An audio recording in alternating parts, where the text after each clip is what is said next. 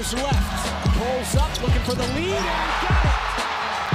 Jalen Williams, 2 seconds to an 11-109. Now SGA, probing, piercing, spinning, hanging for the lead, and SGA knocks it down. The Thunder finally get the defensive stop, and SGA puts them in front.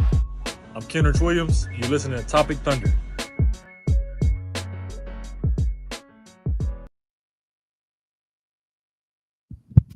Yeah, welcome back, everybody, to another edition of the Top Thunder Podcast. I'm your host, Dylan Hunter, here at Thunder Chats. We are part of the B-League Network of this podcast, brought to you by online.ag. Now that's out of the way, welcome back, everybody. We are here with my co-host and my compatriots. First of all, we got in the Batcave, Alex Roy Galejandro. What up, Alex? What up, man? Doing good. I love it. Alex has just gone to like full short mode on the response. And also joining us, a man who is so happy to be here, the West Coast wonder, Stephen Dolan. What up, Dolan? What's up? Okay. Not to be outdone, Dolan says. Yeah. Oh, okay. I can't even take a drink of my pop. Cool, guys. Thank you. Our grand plan coming to fruition. We're good. We're happy to be here. Sorry I missed you guys last week. Had a bit of a elective procedure to prevent the growth of my family and was feeling a little worse for wear. Oh no. Snip snip, baby. Yeah, I thought I would be good to go. I was like, it's fine. Like they said, I'll be able to work like the next day. But I was feeling a little sluggish that night, believe it or not. The crash early. So you had to get rid of moist and arid. Yeah. You people.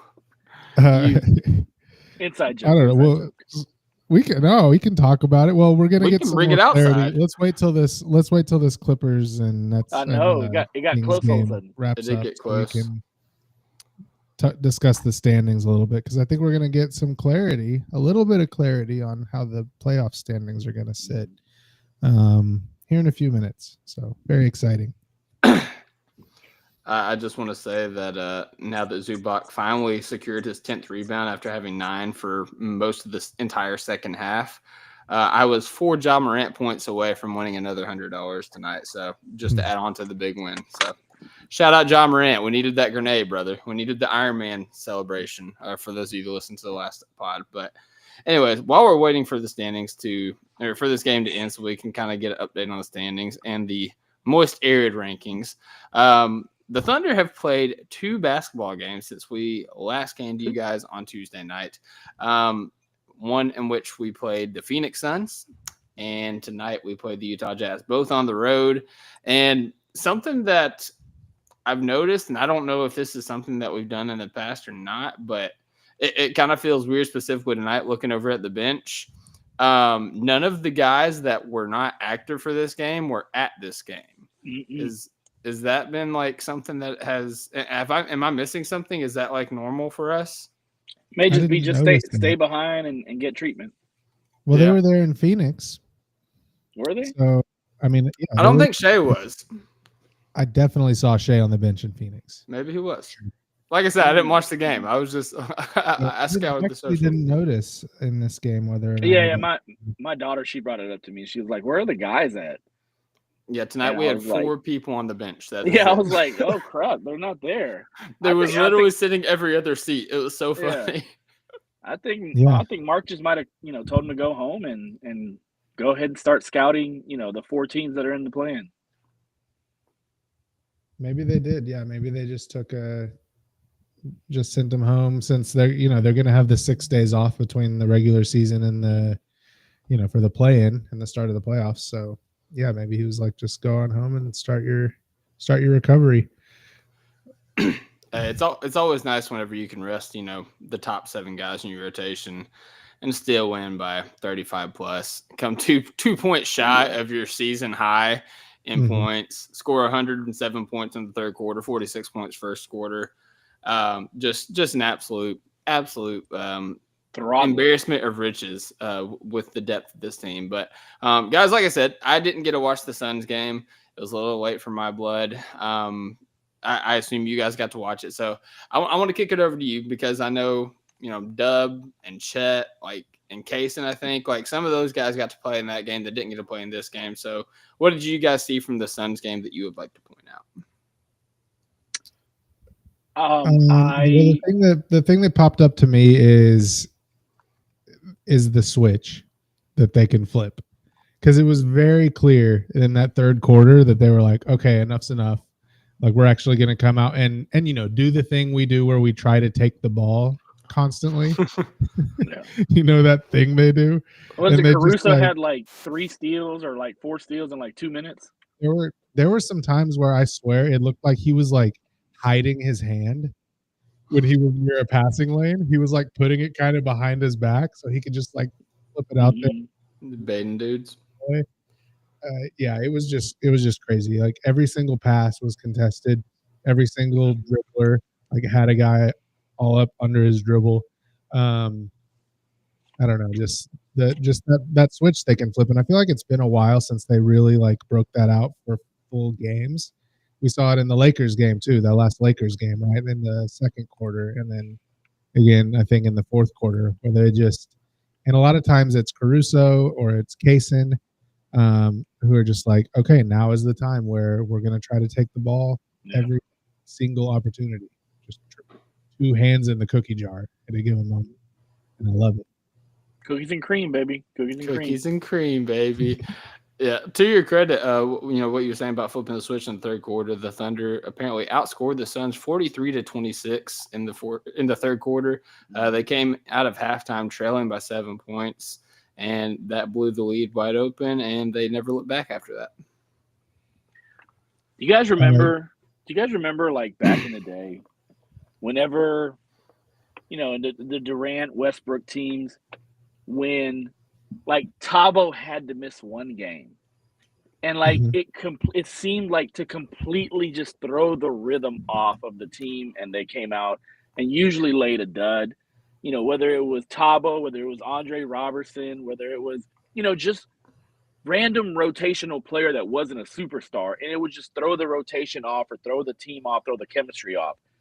Yeah, this team and Scott Brooks would try to do the thing where instead of like next man up, he would try to go get like a guy off the deep bench to plug in, start him. so nobody else had to disrupt their rotation in any way, right? Yeah. Like Tabo would miss a game and he would start like DeAndre Liggins would be the starter, so that everybody else could have their exact like minute by minute rotation intact.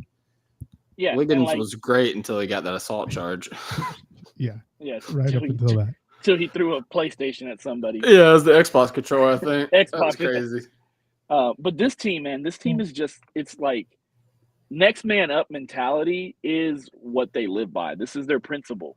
Like literally, Shea, Chet, or Shea, iHeart, Caruso, or no, Kaysen, Lou, go ahead and sit down. This game, we got it. Jalen Williams scored 33.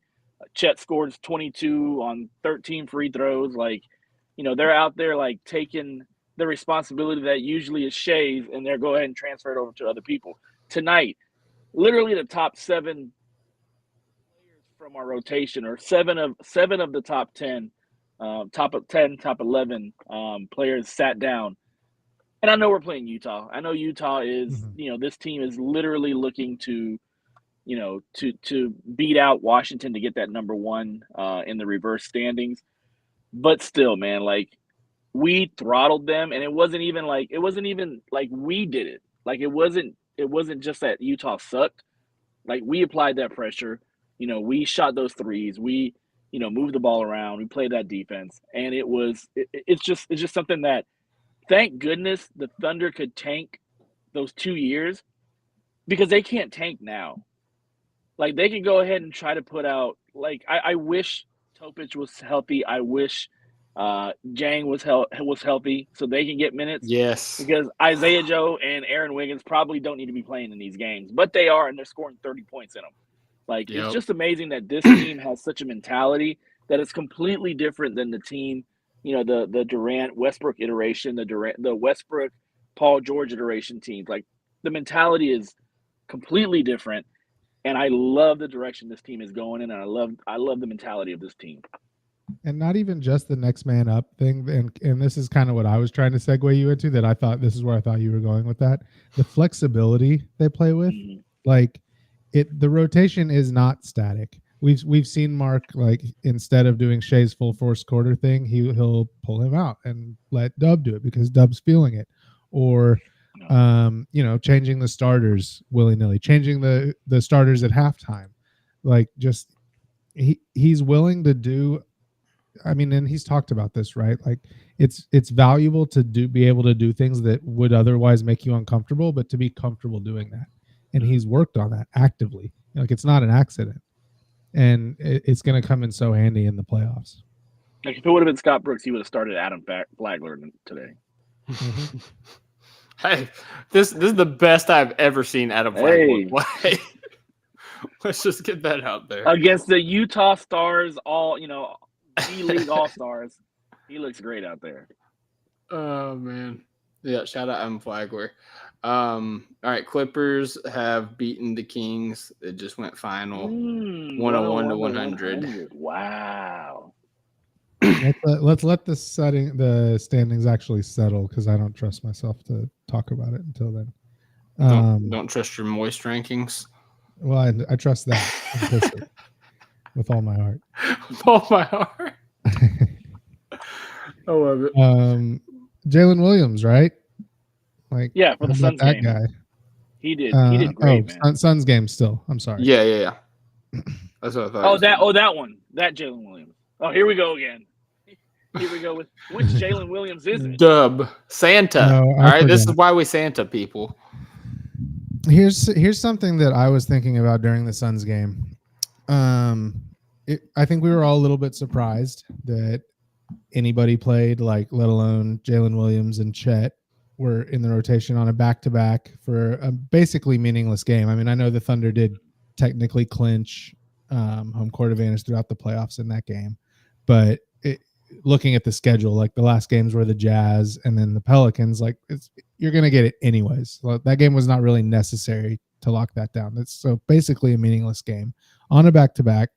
I was surprised that anybody played, and it made me think that Jalen Williams, who is from Arizona, really wanted to play that game. I know Lou Dort is too, and he didn't, so kind of throws a wrench in this. But so I'm thinking that Jalen Williams had said he was playing in that game and had, like, told people he was playing in that game. And then, so what that means to me is that they were probably going to sit that second Lakers game until what happened in that first Lakers game happened. And then I think they called an audible and said, you know what, like, let's go get this second Lakers game. Like, let's not leave that bad taste in our mouth. Let's throw a punch back and see and make sure we can beat these guys, like, prove a point here.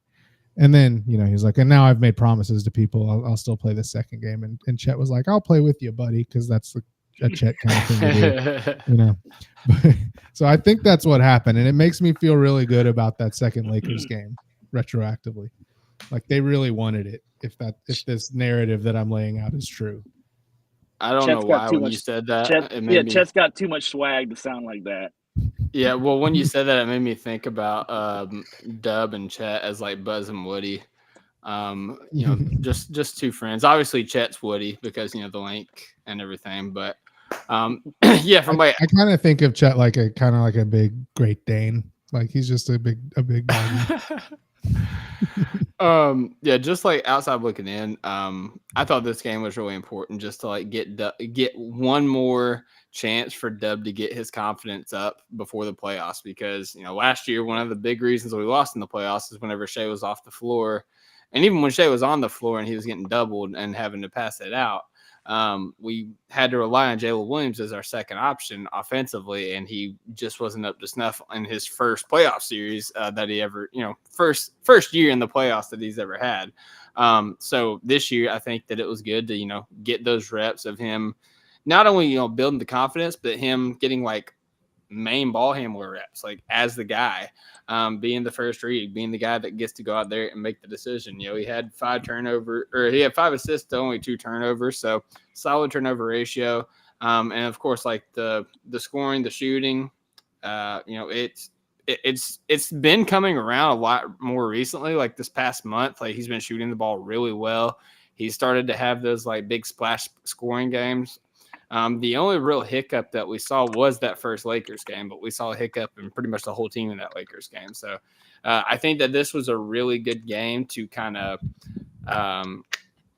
what's the word I'm looking for? I guess launch him into the playoffs. Yeah, just give him the confidence to know that he's able to do this, this type of stuff on his own, not necessarily just have to rely on the gravity that SGA has. Just kind of go out there and be that, that secondary scorer and be that superstar that he is. Yes, sir. By the way, kind of like on topic, off topic, like do we think that he gets third team All NBA? What's your all's official prediction on that? I think he's gonna. Yeah. I think he is. Like I've been seeing, Kevin O'Connor released his and he had him third team All NBA, and Haberstroh like didn't even push back, like didn't even mention it. They just kind of moved on. And you've been seeing people put out their lists. None of the that's the only official voter I've seen, but I've seen other people have it, and it seems like he's kind of, flirting with one of those last 2 or 3 spots. I think he's gonna get it. Yeah, I think it's between the 2 Clevelanders outside of Mitchell, and Pascal Siakam. So I think those 4 players are probably battling for about 2 spots. So I think Dub does get one of them. Yes. I don't know. I think so. Like KOC had those 2 Cleveland guys on second team, but I don't know if that's indicative of the overall. He had thing. Mobley and Garland. No, sorry, he had Mobley and Mitchell on second. No, team. I have Mitchell as a lock. Yeah, I had Mitchell as a lock for either first or second. No, I thought Mitchell would be first team. That's kind of crazy. Who do you have first team? I had let's see, I had Tatum, I had SGA, I had Jokic, I had Giannis, and then my 5th was it Ant? No, it wasn't Ant. It's in my Twitter. I don't know. I think it's got to be Mitchell personally. Just like leading, being the best player on the first seed in the East. But hey, I don't know. I think some people are gonna have Steph. Like, I just think that's the case. No, not on first team. I don't think. Well, whatever. Anyway, it might have been Mitchell. It might have been Mitchell on first team. Between Ant and Mitchell. Let me ask you guys this, and kind of getting back to the game. Did Chet look more comfortable in this game? Because a lot of fans were showing concern about Chet's performance in both the Lakers game, in which he looked uncomfortable. He looked a little not unconfident, but like kind of shaky in his game. Also, he had some awkward falls, stumbles on his dribbles. Like, how was Chet looking in this game? I think good. He got to the line 13 times. He was being super aggressive. I think, I don't know. I kind of think the fans are. We've seen a lot of complaining or hand wringing. That's what I'm looking for about the double big lineup. Mm-hmm. And I think where that's kind of settled is Chet looks bad at the 4, which I get, and that's fine. Like it's not his most natural thing, and I agree. It like kind of takes away from his personal performance when he has to play the 4. But those lineups have been good, so it's like, what's the priority here? Like even against the Lakers in both games, the double big lineup was good. Like even in the first game, the double big lineup was a +1. So like I get it. It looks weird, and Chet doesn't look great in it. But I don't think we should mistake like what it's doing to Chet on a personal level with the success that the team is having when that's happening, because those 2 things have not lined up. Yeah. But I think people try. Like I think it just strikes people in that way, and they're like, "Oh no, Chet isn't working like this." But that's not the priority, Yeah, shout out T and Xavier in the chat. T said that Chet looks like a baby deer on skates sometimes, and I think a lot of that is he's still trying to get his legs back from under him because, he had a lower body injury earlier in the year. And, we saw what he was doing before that injury, and he's worked his way back, and, he's had some splash games, and a lot of those games happen to be, when he's at the 5. But I do think that there's some footwork, there's some, kind of trusting yourself on some of these drives, like into traffic that, kind of linger in the back of your head a little bit. But I wouldn't. I mean, Chet's he's kind of looked like a baby deer as the starting center from time to time. Also, like he's not that type. 13 on a lot of the 13 fouls he drew in the Suns game. That's what he looked like. Baby deer. But it was effective. Send the baby deer to the line, baby. And I think we know that, like, Chet at the 5, that's when his physical tools bring the most advantage. Yeah, when it's a 5 trying to guard him. Are we talking about Chet and Gate now? Like, is this? Oh is no! this what we're going Don't to? bring back Gate. Dolan, do you Let's remember get Tierney Gate? on here. I remember. Let's get Tierney on. Okay. But like that, I mean, that's why teams were cross matching last year, right? Mm-hmm. Is because 5s can't guard Chet, and we know that. So at the 4, that advantage, like when he's being guarded by a big 4, those advantages that he have in quickness are going to be muted, and we know that. And so, Chet at the 4 is not ideal for Chet, but it's been really good for the team. Like, let's not lose sight of that. It's not our best lineup, but it is a very useful lineup that we're going to need in the playoffs. And so Mark's been playing it as much as possible, and it's been good, and it's going to be good when we need it. You're usually better when you have, your top 5 players out there. So. Sure. And, like, I still expect Chet at the 5 and single big to be the fastball in the playoffs. Like, I still think that's going to be our comfort zone.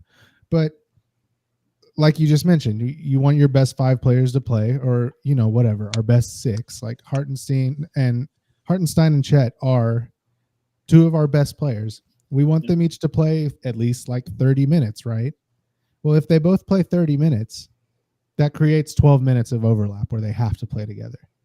So we need them to be able to, and so they've been working on it to maximize that, and it's working.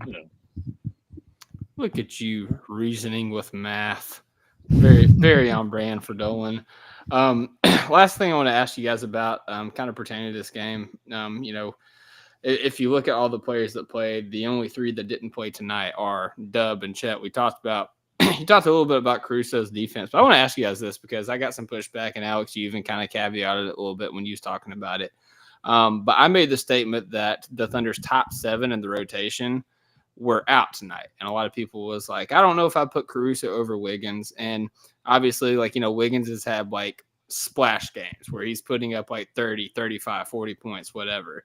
Alex Caruso is a lot more quiet. It's a lot more like connective. He doesn't have like these splash game scoring, but his defense is loud. But he's also a proven playoff performer. And I feel like his minutes have kind of been scaling up as the season goes on, as we gear up to the playoffs. As of today, going into round 1, I don't care what the matchup is. Do you think that Alex Caruso should be ahead of Aaron Wiggins, or vice versa? I honestly think it's matchup dependent because they're 2 different players.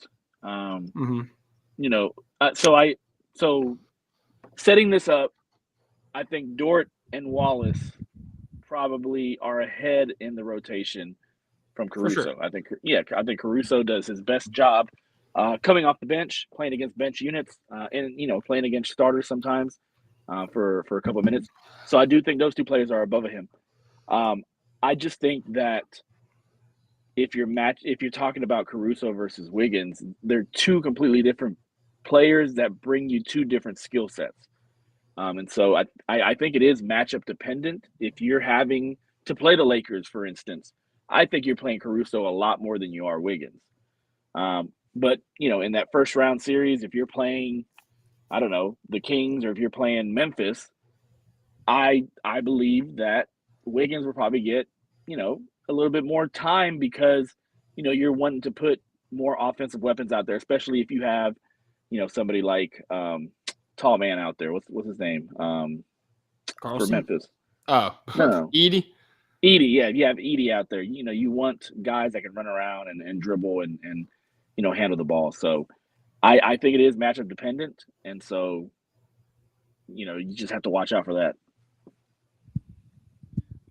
I think we're underrating Alex Caruso if it's a serious conversation. Honestly, he is. Yeah. He is okay. I know EPM isn't perfect, right? I know that defensive EPM is not perfect. Where do you think? Maybe you know the answer already. Do you know where Alex Caruso ranks in the league in defensive EPM? Is he number one? He's number one Yeah. by like a significant margin. Yeah. He's plus 3.2. Next is Wembanyama at 2.9. So like 10% higher than the number 2 person. And like I said, it's not perfect, but listen to the list of the top defensive EPM people: Caruso, Wembanyama, Amin Thompson, Draymond Green, Rudy Gobert, Asar Thompson, Jonathan Isaac, Chris Dunn, Hartenstein. Why am I doing that? Zubats, Adebayo. Like, this is a list of the all defense team. Good defensive is what players, it is, basically. Like, if all these guys were healthy, like if Hartenstein and Wembanyama qualified, these would be the all defense teams. He is elite on the defensive end. He is number 1 in the league in deflections per minute and number 2 in the league in steals per minute. He is, his shooting has come around. He's a good passer. He's a connective player. He's great in transition as a passer. And, his finishing is maligned, but his percentages are good. Like, he misses an easy one now and then that makes it, that is glaring. Feels like every game. But he's not ineffective, really. He changes games. I don't know if we've ever had a player that I feel as strongly that you have to watch the games to get it as Alex Caruso. Like, there will be 5-minute stretches of the game where he just completely explodes the other team's offense. Yeah. Like, just renders them impossible for them to score. And it turns into runouts. And like, the Thunder lead the league in 10 and 15 to 0 runs. Like, he is at the center of so many of those because the other team will just go like 3 minutes without scoring and the Thunder will get 15 points and the game is just over like that. I love Wiggins. I think he's had an awesome season. He's going to win us playoff games. I have no doubt about it. But like, Caruso is, I don't know. He's like quickly rising up the board of my favorite Thunder players ever. Like, I just cannot get enough of watching him play. It's playoff tested too, man. Real quick. You got a ring, man. Yeah. Real quick. Do you guys want to take a stab at what his percentage is since the turn of the new year for 3-pointer on threes? 41. Yeah. God, 42. Alex nailed 42. that. It's 41% exactly. Point what? It's 41.0. Yeah, let's go. That is nuts. Yeah, no, Caruso's been amazing. He's a defensive game wrecker, and he's a very connective basketball player.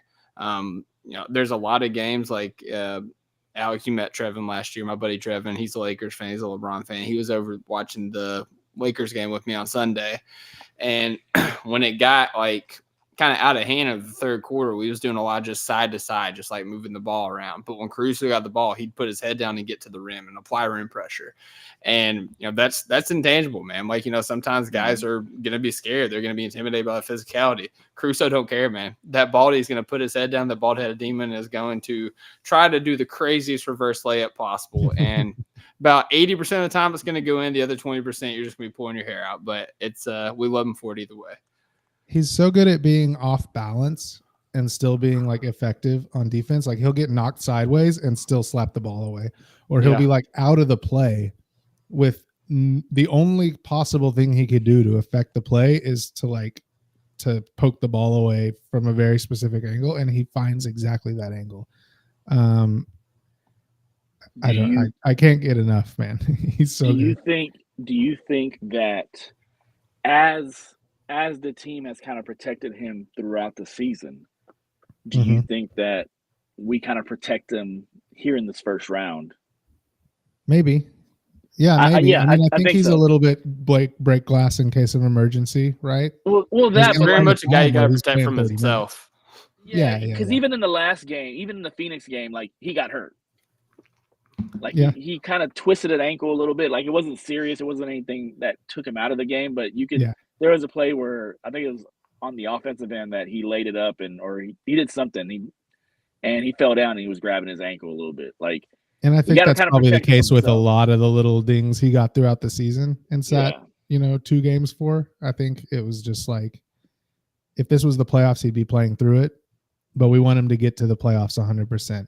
And I think that's backed up, by the way, by like the full max extension coming immediately when it could, because you agree to that extension when the trade happens and tell him like, look, we're gonna reduce your minutes. You're gonna sit if you are sore at all. Like, we want you healthy for the playoffs. The trade-off there is you're not going to qualify for all defense. You're not going to qualify, and he's back-to-back all defense. We heard him on the Young Man in the Three podcast bragging about it. Like, he is proud of that, and he knew basically going into the season that he wasn't going to qualify. Like, this might be your last chance to get a big contract. It really is. And his last like payday, we're going to take you out of the running for like the award that defines you. And even if he had played all the games, like, I don't think he didn't play 20 minutes in enough games, like even close. Mm-hmm. And he knew that going in, but he was willing because they said, well, we're going to take care of you. Right. Like, the contract is agreed to already. You know how good he is? He's like not even close to qualifying. And I've heard like 3 national podcasts like say they're considering voting for him, like without even realizing, just because he's that impactful. They're like, Alex Cruz, like, so good. It's like, no, he's probably played like 20 games of more than 20 minutes this year. Mm-hmm. And EPM and stuff like that. Yeah, no, he's been great. But all right, let's get to the game that happened tonight, because Alex has to go here in about 15, 20 minutes. So the Thunder beat the Jazz in just a thrilling performance. And I said this on Twitter, like, I will never take for granted the heights that like the best of this team has shown this season. I mean, we've won 67 games at this point, probably going to win 68 in the next game. And we've beaten some of the best teams in the league. We saw some great performances, but some of the funnest experience that I've had as a fan this year have been when all the starters are sitting out and we get to see Jay Will triple doubles, Aaron Wiggins go scorched earth, Isaiah Joe set it on fire, and Kendrick Williams with the green white. It's some of the funnest basketball in the league. Bro, it's so much fun. Like, the Philly game that we experienced, during the fan event, during our weekend. This game right here is just, number one, there's no pressure. If we lose, screw it, we lost. The only pressure is making sure that nobody gets hurt. Or if you're doing if you're gambling, making sure that everybody hits their numbers. But other than that, like, there's no pressure at all. Like, you can watch these games, and if it goes the other way and Utah's hot from 3 and they're up by 20, you just be like, okay, I'm turning this game off. But this game was just so much fun, man. It was, Jalen Williams out there. We called it from the beginning, triple-double. For him to actually go out there and actually, like, get a triple-double pretty quickly, too. Like, in 22 minutes, he got a triple-double. After the first quarter, you knew he was on that trail to get that triple-double. For Isaiah Joe. I've seen like 5 or 6 betting slips from Thunder fans who bet on Jay Will to get a triple. Yeah, there's so many. There's so many, dude. Like, Aaron Wiggins and Isaiah Joe going out there and just going like Joe going nuclear out there with 10 threes. Wiggins doing his, if no one's going to play, if no one's going to score, I guess I'll score, bit. I thought he was going to get 40 in this game. It was just, it's fun. These are the fun ass games that the team worked so hard in the first 80 games of the season to get to this point. Or actually, the team worked so hard in the first, like, 70 games of the season to get to this point, because now they can kind of chill, they can kind of relax a little bit. They can let these guys go out there and run amok. AJ Mitchell came back and he looked okay. He looked a little bit rusty, but for the most part, if you look at his stat line, 9 points, 5 assists, 0 turnovers.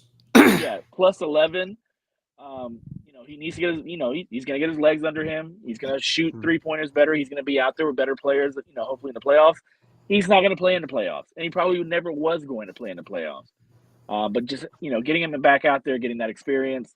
And if you have to break glass in case of emergency and put him out there for a stretch of minutes, he'll be that much more prepared than he would have been if he didn't play. It was just fun. This is one of those games that you remember. The Thunder had 41 assists. Like, this is beautiful basketball that they were trotting out there. So it just tied their season high for that. Yeah, tied their season high or tied a record. The record, no, team high. Record. Yeah, franchise record. My bad. Franchise, Thunder record. But yeah, it was awesome, man. It was great to see that, and it was great to see it against the team that, we were there 2 or 3 years ago. We were there struggling. We were there putting out, Yergos, what's his name? Kalazakis. Yergos Kalazakis. We were out there putting out Svi Mihailuk. Jalen Horde. Svi Mihailuk is still out there, playing for tanking teams and still getting 27. Revenge looking game good. for exactly. Gone. Exactly. But yeah, this was a fun game, man. I loved it. It was great to watch it.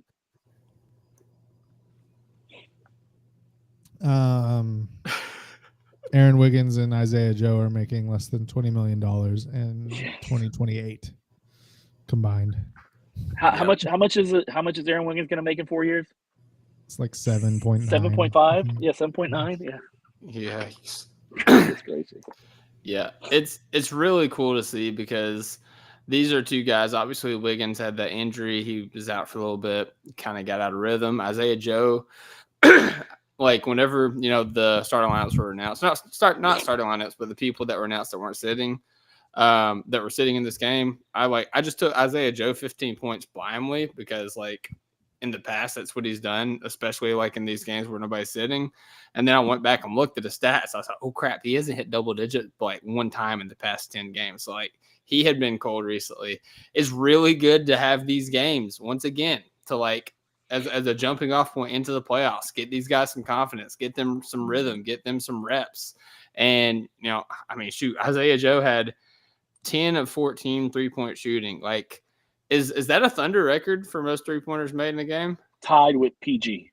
Tied with Paul George. I do remember that game. Yeah, that was a crazy game too. Aaron Wiggins, like we said, he had the green light, shot 24 shots, 58.3%. Like, and his 3-point shot was looking good too. He shot 40% from the 3-point line. I think a lot of those misses came in the back half, but he started out the game just super hot. I think he had like 23 points going into halftime at that point. But and I can't say this enough about here. Shout out to our guy Savir in the chat. Says that the growth of the whole squad's been so fun to enjoy this journey. Every single player looks so different than the start of the season. And not even the start of the season, like the start of their career, like the development of this team, like the experiment that Mark Daigneault has done with this lineup and what it is able to do for the development of these players. Like Isaiah Joe was released by the Philadelphia 76ers in what was that, like 2021? A team that would have loved spacing around Joel Embiid. Yes. And even as dumb as that was for them, Isaiah Joe was thought of as a spot-up shooter, nothing more. He was really good at that, but like that was all he was known for. Since he's been on the Thunder, he's become a movement shooter. He's improved his defense. And the thing that has impressed me the most this year is his playmaking, his passing. He has grown so much as a playmaker. He had 9 assists and 0 turnovers tonight, guys. That is nuts. In a sloppy game. Like these are the type of games that get sloppy real quick. And to have, 9 assists and 0 turnovers for somebody that isn't known as a ball handler, like that just shows the growth that he's had over these past couple seasons. He's so good at the ones where he pump fakes and gets a flyby, and then like he drives in, but it's immediately when he gets past his guy and that help defender like starts to sneak over, he just whips it out to like the other wing. It's a really just effective Whips it out. He whips it out. God dang it. We're having such a good basketball conference. Just at the right moment. At the right moment. Yeah, I missed the beginning of Alex talking because I was messing with my headphones, but did you mention that Jay Will threw himself a lob off the backboard? Oh my gosh. Oh my gosh. Like that was I saw like I was walking, like I was on my lunch break and I usually go outside and walk during my lunch break. And yeah, I paused and I was like, what the shit just happened? Like what was that? Was it Kaysen that was making fun of him earlier this year for not being a dunker, like not playing above the rim? Yeah, something like that. Like he grabbed it with two hands. Like usually those types of dunks are usually like just one-handed. Nah, he grabbed it with two hands and just yammed it. Like it was great. It was for the highlight. Like if that's not number one on ESPN Sports Center highlights, like I don't know what you're doing with your life. Hey, it was a great way to get a rebound when I was stressing for 2 more rebounds to hit that triple double. That's not a rebound. That's not a rebound. I think they gave it to him. I think they gave him a rebound for it. Well, they'll take it away then. Okay. I think that might have happened because somebody in the chat or in one of my replies, they took him for 12 rebounds and it had him hitting it. And then after the game ended, they took it down to 11. Because I just remember remember Chet did it and then Wemby did it like right after. So there was like, it was like there was discussion about it for a little bit. There was discussion because the play-by-play is just like Chet Holmgren makes dunk because it's not a pass or a shot. It's was it a Russian discussion? It should be an assist and a rebound and 2 points, in my opinion. It should. Yeah, exactly. I agree. Who was it that did that back in the 90s trying to get a triple-double? Was it Baron Davis? No, it wasn't Baron Davis, but I know what you're talking about. Who was it? Steve Francis. Yes. Wow. Steve Francis. I haven't thought about that guy in a while. But no, how crazy is it, guys? Like, just really conceptualize this for a second. Ricky Davis. Oh yeah, and then didn't for Cleveland, right? Didn't the Jazz coach like throw a fit People about were it? very upset about it. Yeah, Sloan. Yeah, Jared Sloan. Young money, Jared Sloan. Conceptualize this for a second. We've had 3 games this year where like the starters and like most of our main rotation have sat out. In all 3 of those games, the Blazers, the Sixers, and now tonight against the Utah Jazz, Jalen Williams has got a triple-double, and he's done it easily. Like, it's been automatic. Like, I know in all these games, I know people that have placed bets for Jalen Williams triple-double. And it's become so likely, guys. Like, I shared this with you guys in the chat, but it's crazy. You guys know, obviously I placed the bet on Jalen Williams triple-double. And the first thought out of a lot of people's, like, their opinion on this was like, those odds are really low. It's plus 550 for Jalen Williams to get a triple-double. That was my first thing I said. It's like, that's not a very big return. That seems like a hard thing to do. Yeah. So I went through, after you said that, I went through like, the rest of the remaining games being played. LeBron James plus 1,200. Luka Doncic plus 700. Domantas Sabonis plus 700. James Harden plus 1,700. By the way, Harden got one tonight. Where was the other one? Josh Hart plus 1,800. Jason Tatum plus 2,000. The only person remaining that played tonight that had lower odds than Jalen Williams to get triple-double is Nikola Jokic at plus 110. Uh-huh. Wow. Like, that's hilarious. He's our 3rd big, guys. Like, that is nuts. So, maybe instead of calling him Baby Jokic, because I know that's taken, let's start calling Jokic grown-up J. Will. I called him Scout Team Jokic at one point. Like, like if we do match up with the Nuggets, like, hey, just throw J. Will out there, like to simulate Jokic and his passing and stuff. Nikola Jokic dreams about being J. Will one day. Hey, I'll tell you what, Jokic isn't throwing it off the glass like that and finishing with two he's hands. Hey, so question. I'm totally going to start calling him adult J. Will. I love this idea. We have Dolan on, and he's our cap expert and a guy that J. Will. Do you think that he has played himself out of maybe an extension with us, or do you think? And I don't know because he's under contract for next year. I think it's a team option. But it's non-guaranteed, it's team option type thing. If the Thunder wanted to, they could extend him this offseason as like a restricted free agent, I think. Yeah. Whereas next year it would become unrestricted, or at least do a decline and sign thing. Yeah. So I think, and it's been a while since I've looked at this. It's been like since the trade deadline because I was looking at like how much money we could afford to take back in a trade, because we're going to be pretty close to the tax next year. Yeah. Like within a few million. And then like Lou Dort is about to make first team or he's about to make all defense. He has a $1 million bonus in his contract for that, which this year isn't counting against anything because it's unlikely because he didn't do it last year, but he's going to do it this year. So next year it's going to tack on $1 million to that contract because it's going to become a likely bonus. So we're really close. I don't know if there's enough wiggle room to give him more money right now. Because we're not going in the tax next year. I guarantee that, because the year after that is when J-Dub and Chet are going to get expensive, and we're going to be in the tax for consecutive seasons. So we cannot afford to start that repeater clock a year early. It's not going to happen. So all that to say, I don't know. Like I'm not sure. I think there might be a chance that we just cannot afford to do anything except keep him on a minimum next year. And it also depends on like which draft picks we get and where those draft picks are and which ones we trade, etc. So just introducing that possibility that we might be right up against the tax and can't afford to do anything like that. Yeah. Shout out to you. He said if I was Philly, I'd poke around. I think he's talking about Jay Will. I don't know. It'll be interesting to see. Yeah, bring Isaiah Joe back, please. Daryl Moore is begging. Daryl Moore is like that movie where he's holding up the boombox outside his window. Yeah, it's like, come home, come back.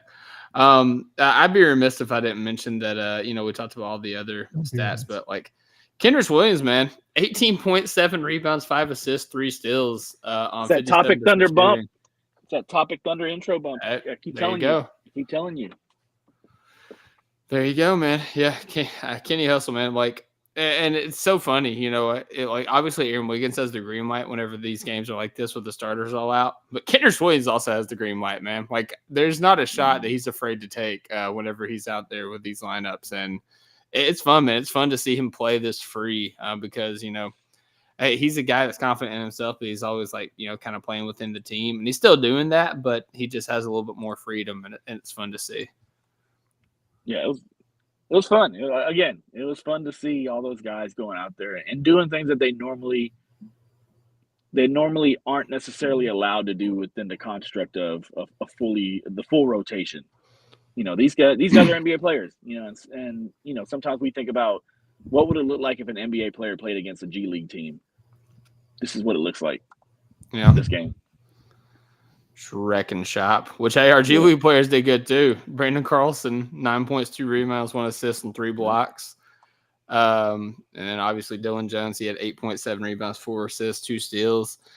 Dukas is the only one that was like kind of out He's of coming there. back from injury too. He might still be a little bit injured. Yeah. He had a quad issue. Yeah, he had 2 points, 2 rebounds, 1 assist. But no, it was really cool because, earlier in the year, actually in the Hornets game that we were at for the Top Thunder fan event, Dolan was also at for that. We tied the record for the most players with double digits in a single game. We would have tied that again had AJ Mitchell scored 1 more point, Brandon Carlson scored 1 more point, Dylan Jones scored 2 more points. Oh, just 3 more players. That's yeah. Well, 4 total points, Dolan. Okay, calm down. Sheesh. But yeah, no, I thought that was cool. I did have a stat I wanted to read off. I know Alex has got to get off here in a second, but I just wanted to show this to you guys. Shout out to Shane Young at Young NBA. He's been putting out a lot of OKC pro stuff here recently, but he's under or in firm control of the highest point differential in NBA history. As long as they don't lose by 33 points in New Orleans on Sunday, the record will belong to Oklahoma City. Mm-hmm. Yeah. Beautiful. Unfortunately, I don't think we're going to catch the 96 Bulls for net rating because of those 2 losses. I think we need to it's hard with net rating because the pace of the game could be different or whatever, but I think we need to win the last game by like 50 or something. Not impossible. Not impossible, especially if Jay Will plays, but I think, probably not. So like, was this season even worth it really if we can't catch the 96 Bulls? Hey, I'm just From that saying, rating. they lost to the Heat by 49 tonight. So Jeez. The Pels did. Okay. yeah. All right. So All right. no, definitely not impossible. Okay. All right. Need to chase down that one last record. That'd be great. Yeah. Standings talk. Alex, do you have time for standings talk, or you got to get out of here? Trook it. Okay. You So got to I think preface with the moist arid.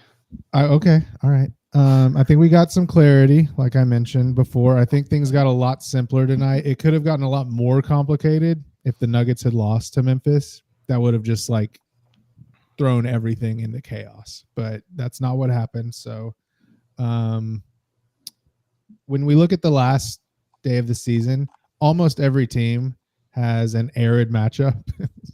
I do this thing with like 10 games left where I go through the schedules and I just identify, because I feel like what teams you're playing kind of doesn't matter at the end of the year here as much as like if that team's tanking or like is the Thunder and has completely locked up their seed. Like I think we saw the Thunder drop 2 games that they probably wouldn't have if they had something to play for, or at least they would have been more competitive.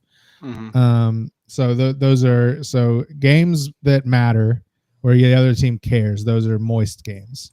They are matchups of important strategic timing. Moist. Games against teams that are tanking or are just locked up and don't care are arid.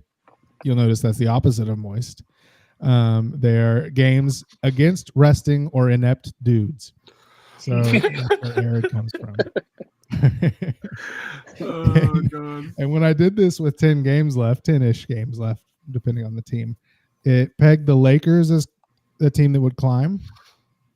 It pegged the Nuggets and the Grizzlies as teams that would fall. And at the time, the Nuggets were higher, right? We're not the 4, they were the 3, and the Lakers were way down below. So, I think it's, proven out over the course of, I've been doing this, honestly, this is like the 4th year I've done this analysis at the end of the season. I was doing it opposite when the Thunder were tanking, right? I wanted us to play a bunch of teams fighting for positioning. Okay, so when we look at the last day of the season, everybody has arid games. Yeah. So games against teams who do not care or are actively trying to lose, except the Warriors and the Clippers play each other. So that's kind of the last big game hanging out there. Game's so like I said, war. it's gotten kind of simple here. At HP Basketball, Matt Moore, friend of the pod, tracks all this stuff really closely. He tweeted out that it basically comes down to if the Warriors win, what we're going to end up with is Denver in the 4. Either way, we have Denver in the 4. So that's kind of been decided. And so this is assuming all the teams beat the teams that are just like walkovers. It's possible somebody drops a bad game on the last day of the season and like chaos happens. Totally possible. But assuming those teams beat the teams they should, Denver in the 4. And then if the Warriors win, we have Minnesota in the 5, Warriors in the 6, and Clippers in 7. If the Clippers win, we have Clippers in 5, Minnesota 6, Warriors in 7. So we have basically, assuming nothing crazy happens, Lakers in 3, Denver in 4, Memphis in 8, and then the 9-10 are all kind of set. So really we have just those 3 teams, Minnesota, Warriors, and Clippers, fighting in the 5 through 7 spot. With Minnesota locked into the 5 or 6, assuming they don't, lose to the whoever bad team they play. And we do get the winner of the 9-10 game, right? Or no. We get the winner of the loser the of winner, the 7-8 versus the winner of the 9-10. Okay. Right. Whoever let's say loses the second- 7-8 plays the winner of the Gotcha. 9-10, and we get that. So I get it now. I think I think you have to say that, like, especially given the difference right now between the 7 and 8 teams and the 9-10 teams, like the 9-10, the Kings and the Mavs just aren't very good teams right now. Mm-hmm. I think you would have to say whoever's in the 8 is like by far most likely, because they have to play the first game on the road, and it's Memphis, right? So like I would definitely take Memphis to lose, but even so, even in saying that, it's one game, so Like, even if you want to say they're like big underdogs, you could only say it's like 40% chance of winning. You know, like it's not going to be. It's still going to be tight. So it's really hard to say. But I think by far the most by far within these parameters, it's Memphis is our most likely first round opponent right now. Which that's a fun series. You know, bringing back the old fun. Thunder Grizzlies. I'm gonna have fun.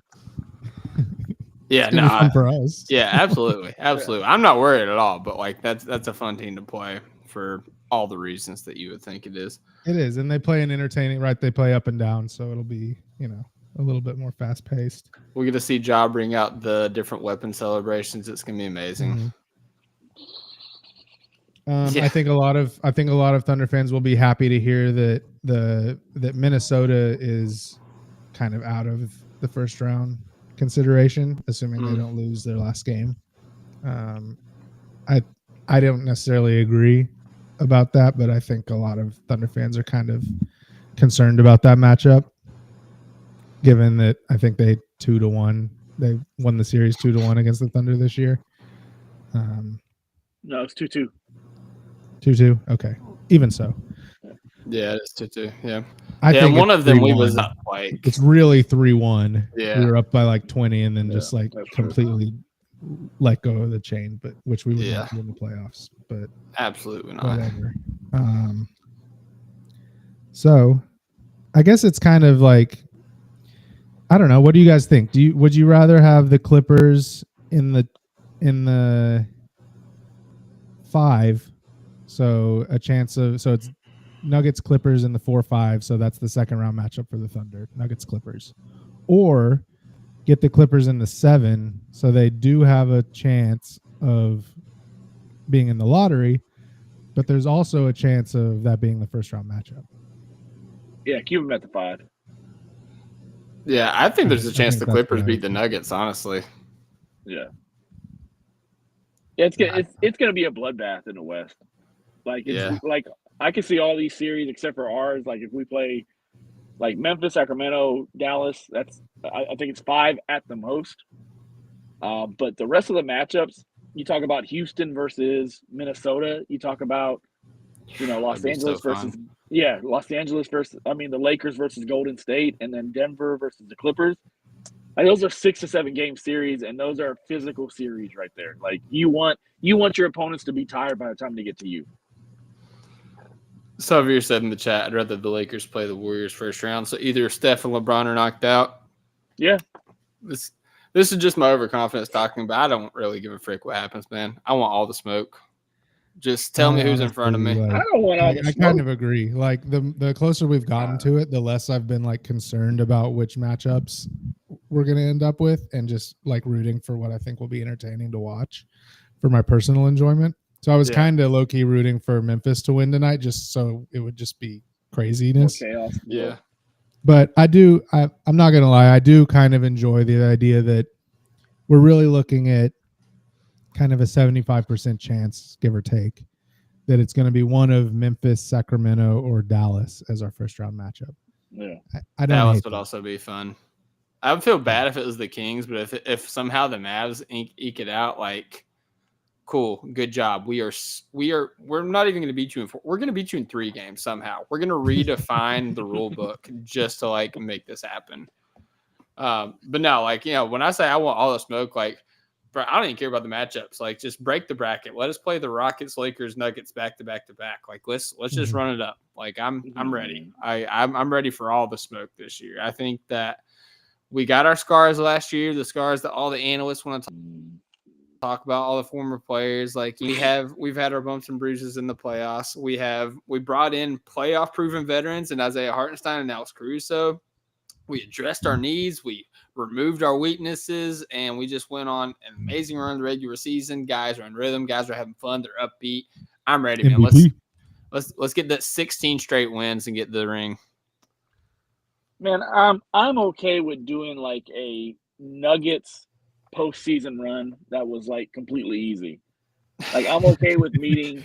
I'm okay. Like they got to the finals and they had to play Jimmy buckets and an overachieving Miami team. Like get me to the finals with Jason Tatum on a bum ankle. Get me to the finals with, Donovan Mitchell like having knee issues or having back issues. Like, get me there. Like, I just want to win a championship. I don't care if it's the hardest road taken. I don't care if it's the easiest road taken. I'd rather it be the easiest road. Like, just We get can have me the there to the hardest promised road land. for the defending, right? Or Huh? the easy, yeah. We can have the hardest road for defending. Take the easy That's road fine. the first time. Everybody will say, that is "Oh, fine. Mickey Mouse ring, whatever," and then we'll prove it. But like, let's get one in the rafters. Hey, make no mistake. I just want to win too, but like, I'm not scared of nobody. Like, let's bring them on. Let's get it. Thank you, Severe. Thank you. Let's rumble. That was a fun. Anyways, all right. Let's take a break to hear a word from our sponsors. Alex, you got a piece out? How much longer do you think you're going? We got 10 to 12 Twitter questions, probably like 30 minutes. Nah, man, I gotta go. I gotta wake up early tomorrow. Sounds good, sir. Thanks for coming on. All right, Gentiles. See you next time. See ya. Okay. Gentile. I guess. I mean, he's not wrong. Just didn't see that one coming. But all right, now we are going to hear a word from our sponsors. When we come back, we are going to answer some listener questions. We are back after a word from our sponsors. Guys, Alex had to leave, but it is still me. It is the Dolan pod, if you will. We put the call out for questions, as we do sometimes, and anytime we do that, you guys always show up and show out, bringing a million questions for us to talk about. So, Dolan, we'll try to rip through these as quick as possible. I'll tell you, like I tell my guests, like, feel free to answer this with as much or as little context as you would like to. So, Savir's actually in the chat, and he asked this. He said, Shea points per game prediction. I think he means for the playoffs. So, Dolan, what is your point per game prediction for Shea in the playoffs? And if you want me to, I can pull up what he had last year while you ponder. I think it was 33. Sounds about right. I'm trying to find it, though. Oh, well, that's this year, moron. I'll say 33. Just run it back. All right, well, let's see here. Yeah, I mean, so throughout the playoffs, he had that's games totals. What? This is not helping me. What are we doing here? Basketball Reference. Get your crap together. This is just great podcasting, guys. I apologize. Why is it? Okay, cool. I don't know. Can't find it. I can't do it. What is your problem? I mean, I can find it. I guess I gotta type it down. 30.2. Oh, okay. 30.2, is that throughout the playoffs or just the match series? Throughout the playoffs. So I'll say 32 points per game. Okay. I expect it to be higher the further we go, just because, like, if we get the Kings, there's going to be some garbage time. Yeah. I mean, hey, he's shown he's dropping 30, 35, 40 points in 3 quarters. So yeah. 32. 32. Okay. I'm a Price is Right. I'm going to say 32.1. No. Got to. All right. Let's see here. At JLaw091 says, do y'all expect Mark to keep his rotation 9 to 10 guys deep in the playoffs? Would that necessarily be a bad thing? No, I do. I do expect that. Honestly, maybe 11. Like, there's going to be games where he wants to play J Will too. So, yep. Yeah. So I don't think it's going to shrink. It's not going to shrink until some guy hits a wall, right? Like, if we get late in a series and Wiggins has had 3 bad games in a row, or something like that, that's the only time it's going to start to shrink, I think. He's not, and I think he said something to this effect last year, right? He's not going to shrink the rotation just because it's the playoffs. Like, he might do it because somebody has proven to be a bad matchup in a series, but he's not going to just do it on principle. Like, just say, okay, time for the 8-man rotation. That's not what's going to happen. Yeah. No, I feel that. Kind of sticking with that same vein of question. Sam_Hansen asks, do we run the same starting five for the whole playoffs? Absolutely not. I like it. What's your favorite team to run double big against? Who, I guess, let's see. I kind of like it against Memphis. Just because. No, you know what? That's not true. I want to make Edie Garden space. I guess like maybe Sacramento, just to like make life as difficult as possible for Sabonis. I don't know. I mean, I think he's going to try it against every team. I saw people asking like, what's he going to do in this second Lakers game? Like, who's he going to start? And we're going to see double big no matter what. Like I was saying, it's mathematically necessary if we want both of those guys to play a lot. So whether they're going to start or not, I'm not really sure how much that matters. Like they're going to see 10 to 15 minutes together every game, regardless of who starts. Gotcha. Fair enough. Yeah, I'm hoping for. I still prefer Chet at the 5. I have a funner time with those lineups, and I do think that they're. Well, you're going to see it. More disruptive. I promise. Well, I know. I think that lineup is more of a death lineup than a starting lineup, though. I think that could be like more of like a closing lineup, as opposed to, starting with the double bigs. But I tend to it'll be a lot of fun. Okay. Let's see here. Going back, where'd it go? Crap. All right, next question. Rifling through these here.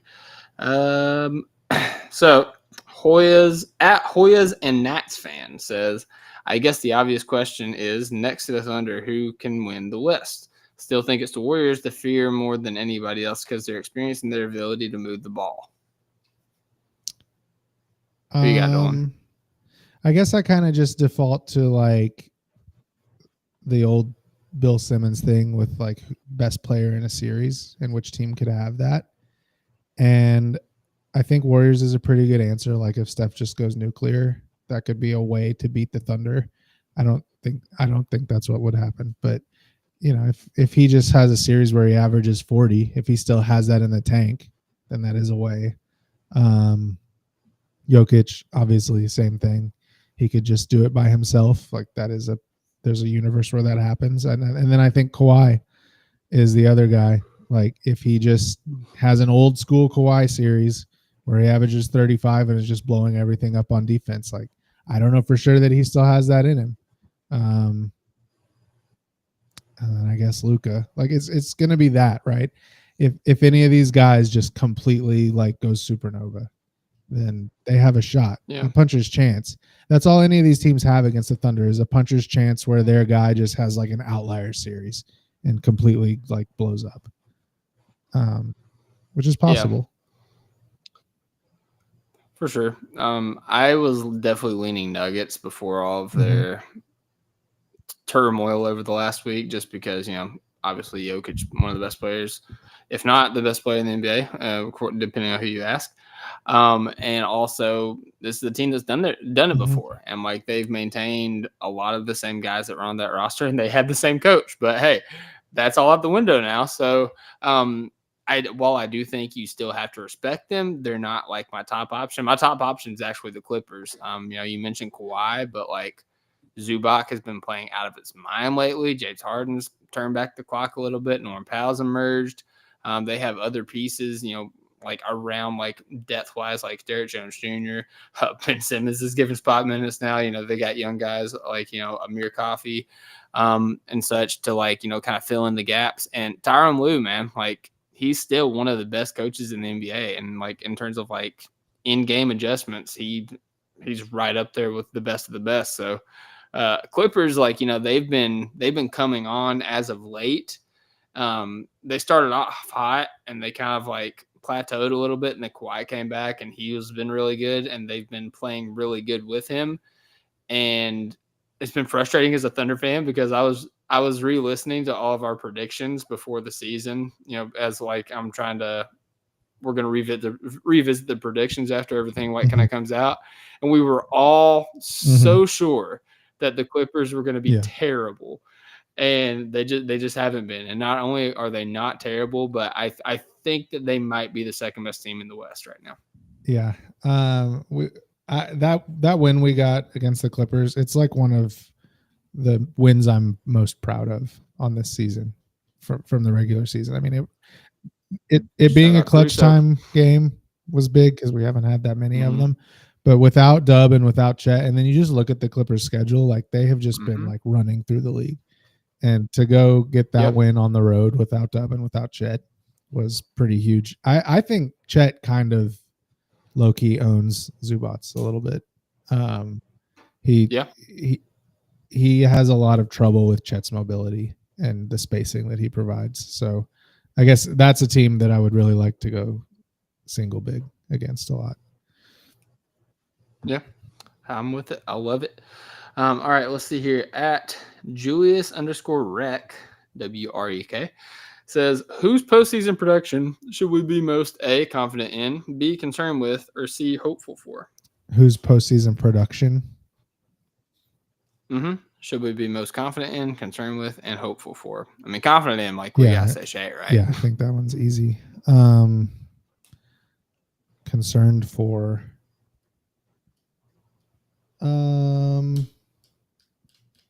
I guess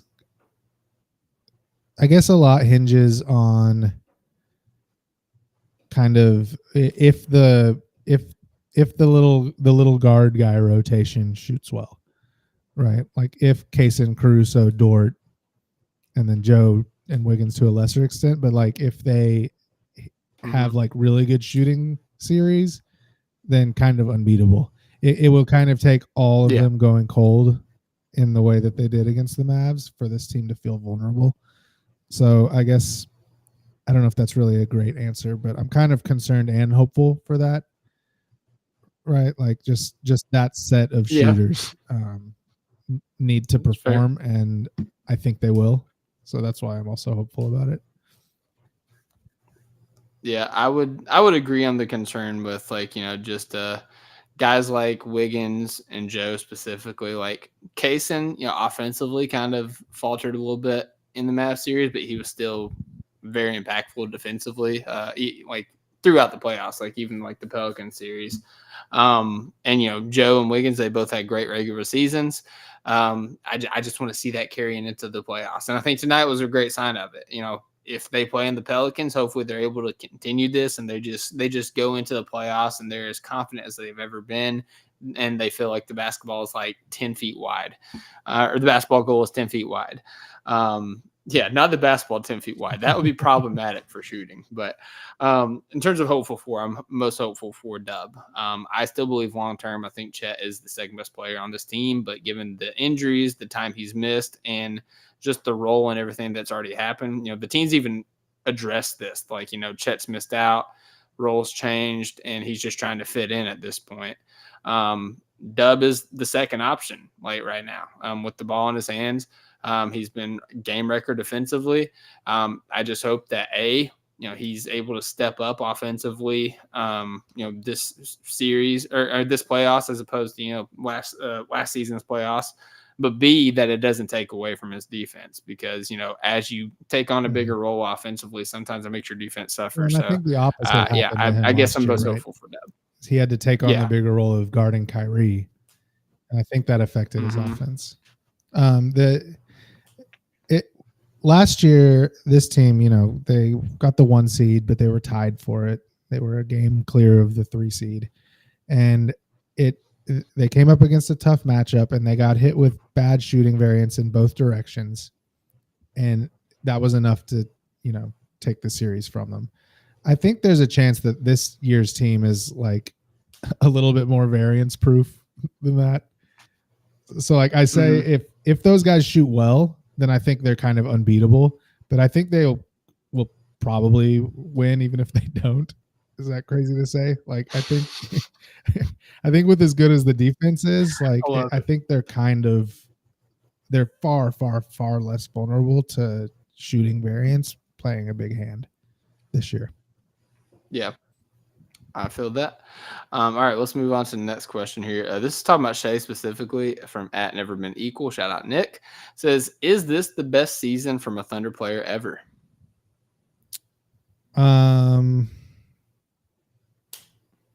I mean, I guess it's between this one and then the KD Slim Reaper season when Russ was hurt, I think. Is that 13, 14? Yeah. And it feels like blasphemous to say it is. I mean, KD was 50, 40, 90 that year. He set the record that Shea just broke of like most consecutive 20-point games scoring. He took like a little playmaking leap, I recall, because with Russ out, he was kind of forced to. It was him and Reggie Jackson for a lot of it. Reggie Jackson.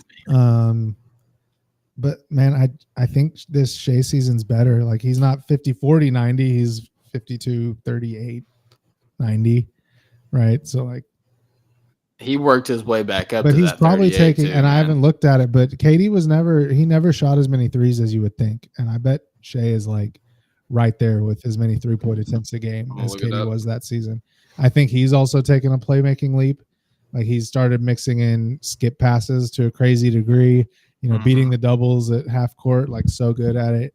KD was really good at defense that year too, in the same kind of way that Shea has been.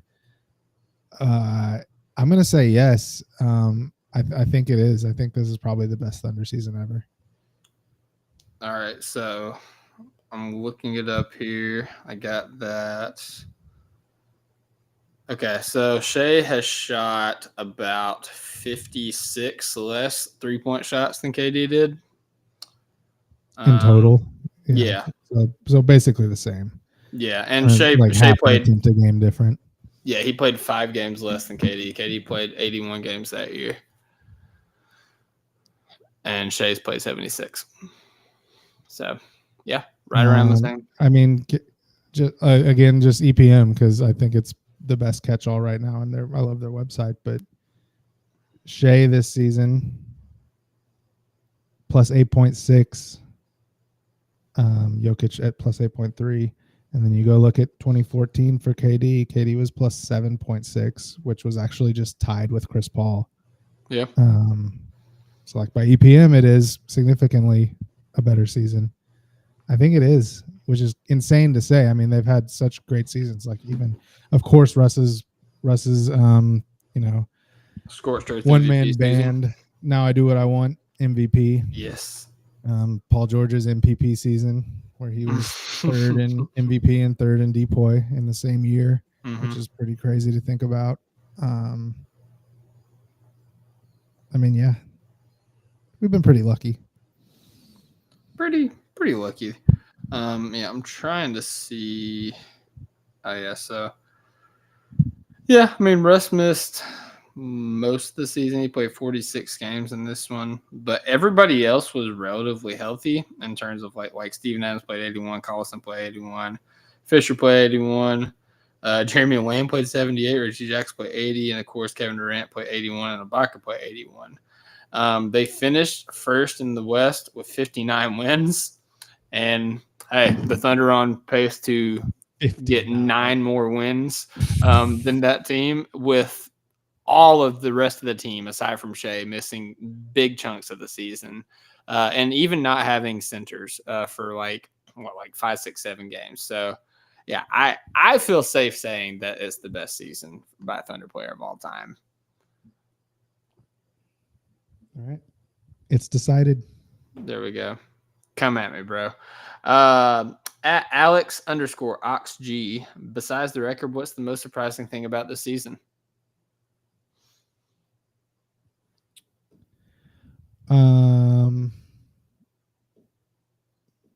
Let's see.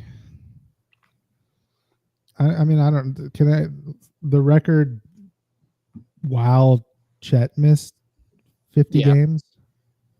Like, if you look at these seasons, traditionally, like these seasons, the ones who, when I pull up the list of teams that the Thunder are competing with for this net rating crown, or like the other teams who won all these games, like these were like kind of charmed seasons, like seasons from heaven that nothing went wrong. I mean, I think the 96 Bulls, like Rodman missed like 20 games or something. 20, not 50. And for the Thunder's second best player, I mean, J-Dub's about to maybe make all NBA. He is going to make all defense. I feel very confident about that. Made the All-Star game, but I think I think a lot of people still think that Chet is right now, and maybe not right now with, the way he's come back from injury, but overall and in the future is going to be the second best player of this team. Missed 50 games, broke his hip. Hartenstein missed the first 20 games. Caruso, we've talked about, has been in and out of the lineup, along with, a lot of people have gotten dinged up. Kaysen had his shoulder thing. Like, this has not been smooth sailing, and yet it has. Like, it's been choppy water, but still somehow they've sailed smoothly. And I guess that's kind of the craziest thing to me, is not just the record, but that it did not come easy, and it was not like gifted to them. Like last year, they had perfect health, right, and got the 1 seed via a tie. This year, just the amount of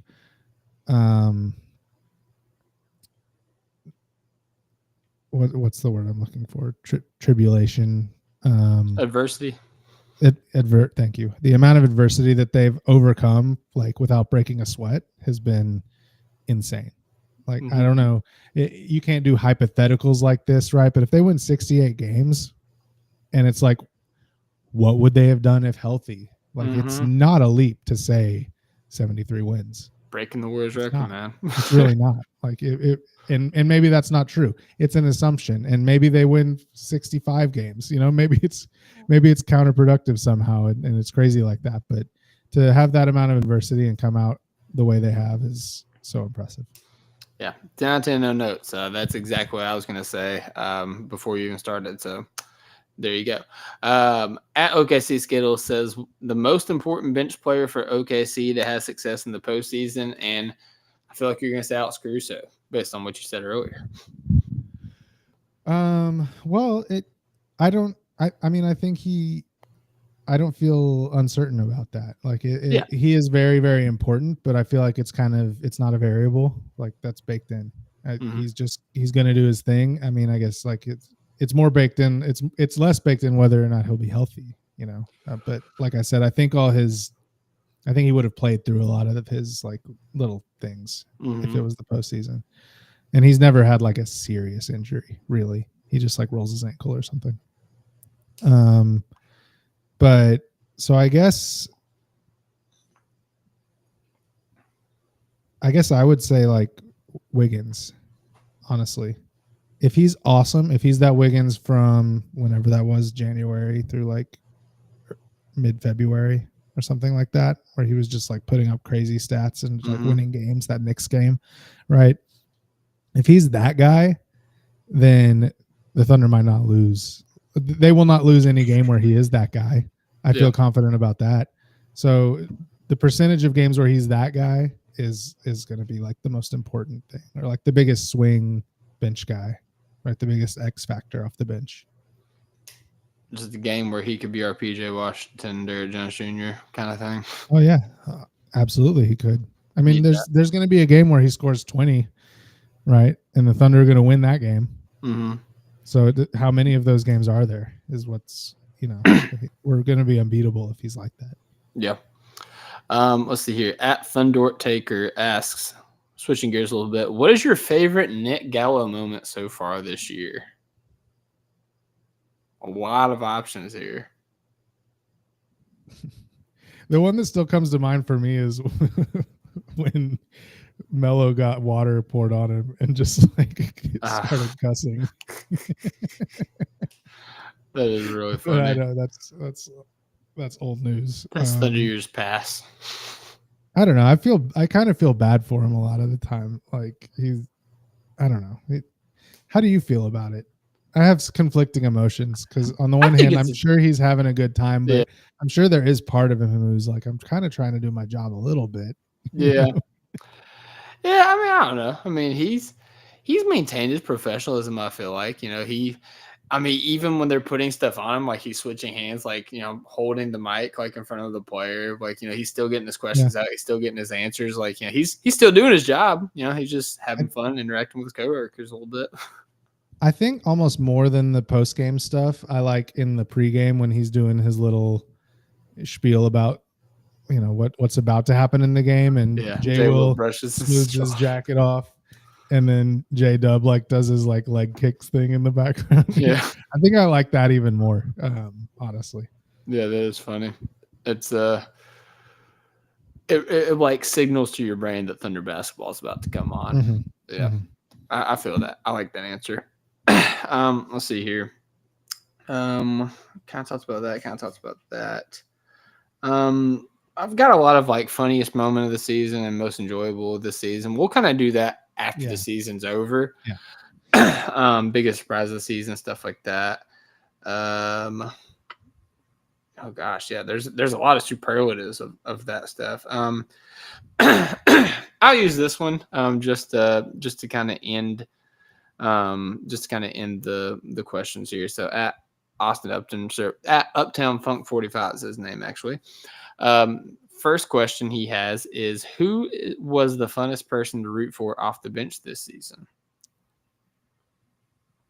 The funnest person to root for off the bench, Caruso for me, I guess. Like he's doing the thing where he gets all the steals in a row and he like rubs his fingers like it's like money or like gimme or something like that. When he just goes on these stealing sprees, he just like runs over to the bench doing his fingers. Stealing sprees is amazing. I love it. I love it. Do you co-sign the cookies and cream nickname for Queso and Caruso? Sure. I don't dislike it. Yeah, I'll probably throw it in here and there. Yeah, because by the way, the stats I mentioned earlier were Caruso's first and second in deflections and steals per minute. Mm-hmm. Kaysen's 6th and 7th in the league. So like we talked about this. I remember. We talked about this in the offseason. Mm-hmm. How Caruso is just like the perfect mentor for Kaysen Wallace. Yep. And it is so lived up to it. And you can just hear like Caruso gushes about Kaysen and that young any man chance he gets, man. In all those like practice interviews. He loves him because I think he like sees a lot of the same skill sets, and they both just have elite hands and are just constantly touching the basketball. I love that about them. And you know what's crazy? Like, I don't think we talked about this on the podcast yet. Like, I tweeted about it and he said it in the pod, so like people have definitely heard it. But like the fact that he says that Kaysen doesn't really understand how to like break down film and like apply it practically to the game situation. Dolan started laughing so hard that he disconnected. It was amazing. Yeah, no, he doesn't really know how to like watch film and apply it to the defensive game plan. He's just literally guarding dudes off of ability, off of his athletic ability and his instincts defensively. And that is nuts. Like that is super impressive. Like this is a second-year guy. And I said before the draft, like he has some of the quickest hands of anybody that I've ever seen. And that's helped him, be able to win all these defensive possessions, be able to be such a disruptive force on the defensive end. But the fact that like he's like, you hear it all the time, people say like in cliche, like he's just scratching the surface of what he's going to become. Like he's literally scratching the surface of what he's going to become, because as his understanding of the game, as his basketball IQ on the defensive end grows, after being able to apply what he has learned into practical situations. Dolan says his laptop died. That's awesome. After being able to apply what he's learned in practical situations of guarding his matchups and kind of exploiting weaknesses and finding ways to get the basketball easier. Like he's going to be that much more of a game wrecker. And the fact that he has not only Alex Caruso as a mentor, he has Lou Dort as a mentor, which Alex Caruso is one of the more disruptive defenders in the league. Lou Dort is one of the most physical, like lockdown matchup defenders in the league as well. So the fact that he has both of those guys in each year, Casey Wallace is going to be a fierce defender for years to come. I was going to ask Dolan, I just want to throw a draft question in there just to kind of tee up like, oh yeah, by the way, we have a chance at, first round pick, lottery pick, whatever.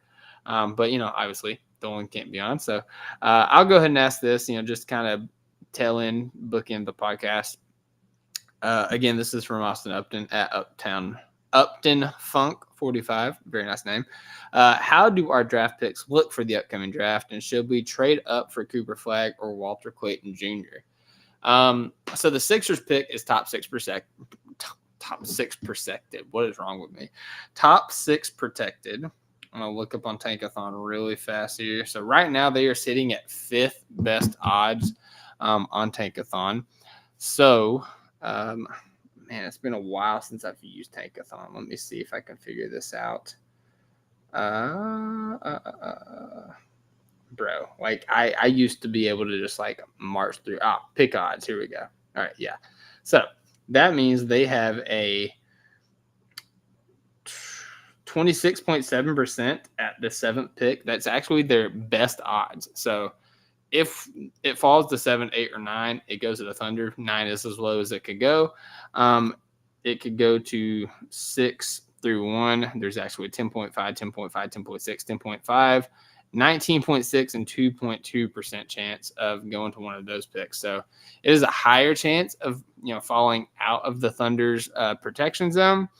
But it is possible that we're able to get that pick, and that would be, it's a good draft. It'd be a fun pick to get in. But there's also, if the Sixers get a top 6 pick, that conveys to next year. And next year it is top 4 protected draft pick. And, obviously they dealt with a lot of injuries. Joel Embiid, Paul George was a shell of himself.